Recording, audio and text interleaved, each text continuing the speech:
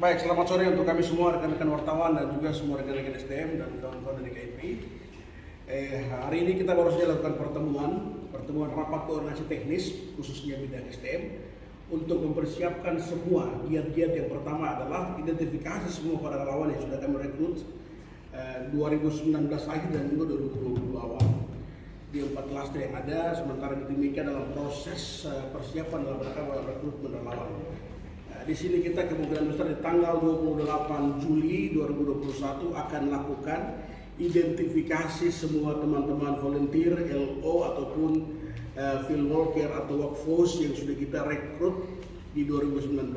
Akan kami identifikasi semua karena data-data para relawan ini sudah kami sampaikan secara resmi kepada bidang kami, bidang TIK yang menangani tentang barcode-nya dan juga nanti ID card dan seterusnya, yang nanti akan menyimpan database kami di PON seperti itu, sehingga semua sudah keliling.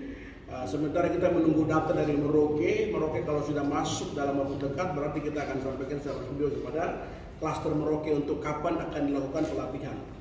Dalam rangka rekrutmen kami sudah selesai, nanti akan ada juga rekrutmen tahap 2, tapi dalam waktu yang bersamaan ini kita akan terus berkomunikasi dengan 4 klaster yang ada di Papua. Yang pertama kita akan mulai dari klaster kota, kemungkinan dalam waktu dekat 1-2 hari ini kita akan menyurati sub klaster di situ, khususnya bidang 2 dan juga bidang SDM. Di klaster kota Jayapura, klaster Kabupaten Jayapura, Merauke dan juga nanti di Timika seperti itu, sehingga harapan dari saya menghimbau kepada semua teman-teman volunteer LO yang sudah pernah mendaftar di kami 2 tahun yang lalu kurang lebih seperti itu, untuk terus bersabar dan mengikuti informasi resmi dari kami di SDM PON seperti itu, sehingga tidak menjadi informasi tidak menjadi kontraproduktif nanti di luar, karena kita lihat akhir-akhir ini banyak sekali informasi hoax yang berkembang di luar sana tentang nasib para relawan ataupun volunteer. Ingin saya sampaikan pada kesempatan yang berbahagia ini bahwa di dalam PON itu punya mekanisme administrasi yang cukup rumit, sehingga membuat kita dalam komunikasi publik akhir-akhir ini tidak sempat terbuka kerannya, karena kita perlu komunikasi tentang sharing budget dan juga sharing program dengan semua 4 klaster ini, sehingga hampir 3 bulan kami dan panitia anggaran juga komunikasi tentang ini dengan semua klaster cukup berat dan ribet, sehingga kita perlu berkomunikasi dengan semua para volunteer. Untuk itu harapan saya terus kita bersabar, ikuti informasi dari kami seperti itu. Jadi saya soal identifikasi. Setelah kami identifikasi semua yang sudah mendaftar di kami, dalam hal ini kita juga akan kerjasama langsung dengan pihak aparat, yaitu TNI Polri dan juga langsung dari Badan Intelijen Negara BIN juga untuk kita keliling dan kita juga sama-sama untuk melihat semua, karena kita mengantisipasi karena agenda negara pertama kali di tanah Papua, sehingga dalam menjaga kebersamaan dan juga keamanan bersama ini kita perlu harus didukung oleh teman-teman dari aparat keamanan juga dari BIN. Untuk itu pada saat identifikasi nanti kita juga mengundang atau meminta dengan resmi bahwa 2 lembaga tersebut, lembaga keamanan dan juga BIN, untuk bersama-sama dan kami kita akan keliling semua teman-teman yang akan kita identifikasi. Kira-kira begitu. Setelah itu semua yang sudah teridentifikasi dengan baik ini kita akan lakukan pelatihan. Untuk lewat pelatihan kemungkinan besar setelah kita lakukan clearing di tanggal 28, 29, 30, setelah itulah baru nanti tim akan membentuk panitia dan juga semua perangkat yang ada di klaster-klaster ini untuk kemudian kita lakukan pelatihan-pelatihan. Dan kemudian setelah pelatihan, kalau memang itu ada kekurangan volunteer di sana sini, akan kami tutupi dalam rangka dalam hal rekrutmen tahap 2 seperti itu. Jadi harapan kami di awal bulan Agustus itu semua volunteer sudah bisa kita berikan pelatihan ataupun pembekalan seperti itu.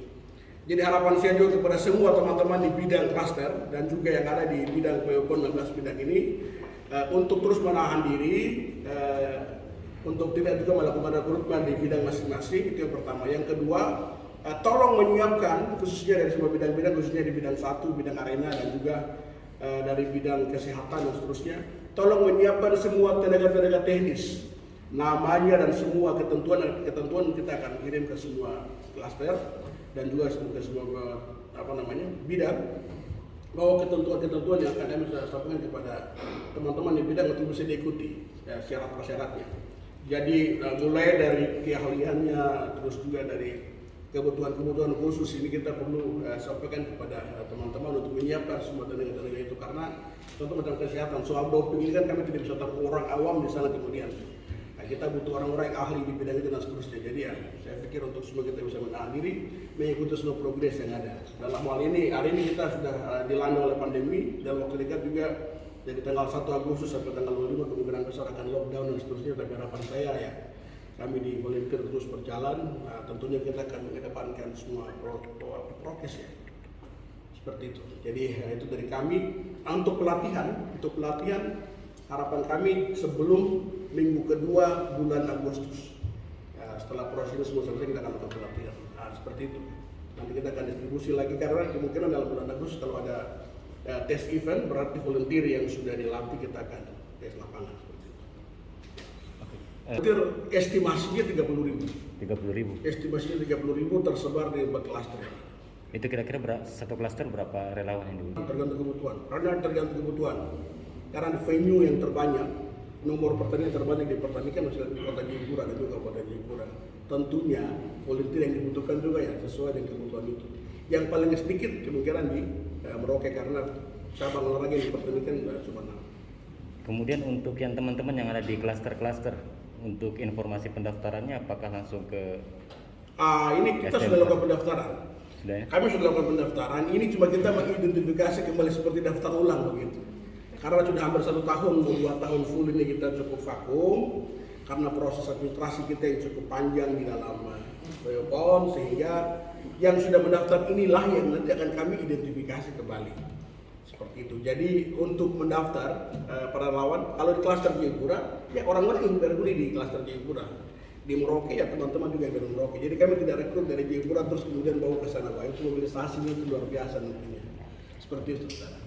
Baik, terima kasih. Memang untuk para volunteer dan juga para license officer LO ini minimal kan punya kecakapan ya. Pertama untuk punya kecakapan, cakap dalam berkomunikasi, aktif. Yang kedua ya minimal dari segi penampilan, tampilannya minimal dia harus menarik. Yang ketiga minimal dia harus menguasai karakter orang yang datang dari luar ke Papua. Karena setiap tamu yang datang dari luar ke Papua, kesan pertama yang akan mereka terima itu kesan dari para volunteer LO. Kalau kita terima semua tamu yang datang dengan baik, sekalipun orang di luar sana pikir bahwa konotasinya ini kan tentang Papua ini kan orangnya pasti kasar, pasti begini dan seterusnya. Tapi saya pikir untuk kesan baiknya orang Papua kepada tamu yang akan datang ini kan, inilah yang akan kami lakukan dalam untuk pelatihan sehingga secara mental, terus persiapan dini misalnya yang pertama kecakapan, terus intelektual yang juga cukup mumpuni, minimal dia bisa berkomunikasi dengan sesama kita dan teman-teman dari seluruh Indonesia yang akan datang. Tapi juga nanti ada teman-teman yang kita rekrut khusus yang bisa berbahasa asing karena undangan-undangan akan tiba di Papua kebanyakan hampir seluruh negara PIF, Pacific Island Forum dan juga dari bagian MSC, tapi juga dari wilayah ASEAN yang akan hadir juga di sini. Karena kemarin waktu pertemuan dengan Presiden juga sudah sampaikan bahwa pasti akan datang tamu dari luar Papua yang akan datang di Papua, sehingga ada generasi muda lain yang juga cakap dalam bahasa Inggris dan seterusnya akan kita juga lakukan pelatihan kita supaya minimal untuk mendampingi tamu-tamu VIP, dubes dan seterusnya pasti akan mereka godok di sana seperti itu. Jadi minimal yang pertama ya kecakapan, kebersihan, tampilan, komunikasi harus bagus. Kira-kira dasar. Kesehatan minimal semua teman-teman ya harus kita wajib vaksin dalam Papua baru bisa masuk di volunteer. Kira-kira begitu. Karena itu instruksi presiden. Bukan instruksi SDM untuk volunteer akan melayani vaksin untuk teman-teman. Ya, kalau kami dari SDM kan kita tidak berurusan dengan kesehatan. Kemungkinan besar itu langsung ditangani oleh teman-teman kesehatan yang ada di PON. Seperti itu. Jadi saya tidak bisa komentar itu karena di luar dari saya punya kapasitas untuk menjawab itu. Memberikan informasi kepada teman-teman volunteer untuk vaksin ya. Semua nanti pasti akan dikasih informasi kemudian oleh PON sendiri nanti ya. Khususnya bidang kesehatan. Ini pastinya ada nanti. Oke.